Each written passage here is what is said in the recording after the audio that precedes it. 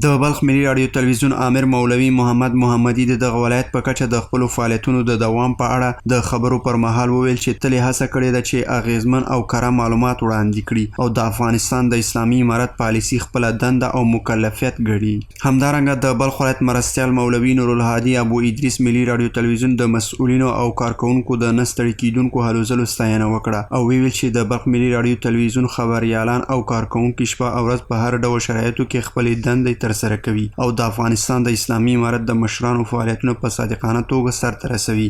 خیال که در 30 سال که امارت اینجا میگذاره ما که در همه جا هستیم و کار کرده از تلویزیون ملی، همکارای از تلویزیون ملی واقعیت به خدماتشان که ما که میبینیم و با خاطر همه وطن به خاطر رضای الله تعالی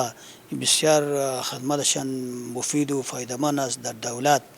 و که چون که این تلویزیون ملی یک چشم همه امارت اسلامی است که است تماما کارکردهش در مردم در ملت که است نمایان میکنه و نشان میده و مردم را امیدوار میسازه. همین تلویزیون ملی است. واقعا خیلی ما با این باره خوشحال هستیم، راضی هستیم از کارکرده اینا. همه ایشان که است با وظیفه خود منظم موظف هستند. واقعا خیلی جای خرسندی و خوشحالی است.